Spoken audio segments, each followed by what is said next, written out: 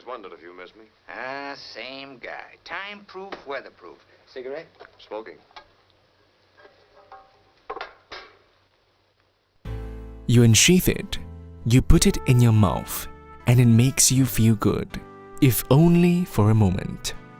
The humble cigarette has a long tradition of appearing in films, both as a symbol of bravado, of masculinity, of heroism, and as a symbol of imminent death. Similarly, the act of smoking takes on a wide range of meanings in the contemporary films of the 2018 Southeast Asian Short Film Competition, proving that the legacy of smoking in film hasn't died yet.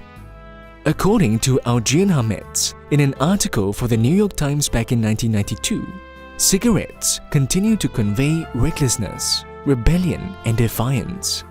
A product of the curiosity of youth, it often evolves into an active act of resistance against more conservative social structures and authority.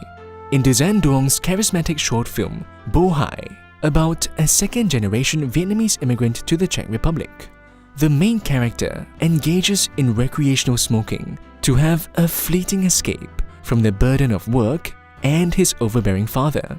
Furthermore, the language of smoking is universal and can transcend language and cultural boundaries. In Chiang Liang's Luzon, a Filipino and a Taiwanese fisherman, originally antagonistic towards one another, work together by the end of the film to head off a greater threat, similarly bonded by their love for cigarettes. Now, I remember having my first cigarette in national service. It was offered to me by a friend, and it would have been rude to reject it. Similarly, the cigarette has long been a traditional sign of masculinity, and Hametz notes that manliness was invoked by the subtle cue of blowing smoke in an antagonist's face, and that power resided in the man who lighted up first.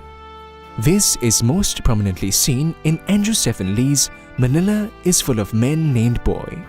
In the film, the protagonist, Boy, who doesn't smoke and is a nurse back in the US, doesn't fit into the rough and gruff Filipino male society, which highly regards masculine activities like smoking and drinking, both of which involve phallus-shaped commodities. To impress his family, he then purchases a child to pass off as his own son, and he chooses the one who smokes. Yet things don't work out as planned, and he is still seen as effeminate and out of place. The boy, however, eventually settles in and is accepted as a future member of this masculine society. Yet we cannot ignore the fact that male addiction to smoking and drinking is one of the main reasons as to why men often die younger than women. The rewarding of vices in a patriarchal society is thus pernicious for the people in them, and often excludes those who do not partake in these activities. So why do people still continue to smoke? Well, to me, the act of smoking is an acceptance of the inevitability of the end of life. We trade actual years of our lives in return for a temporary escape from the burdens and struggles we face. It is this reason why the tradition of smoking shall continue on both within the motion picture and in real life.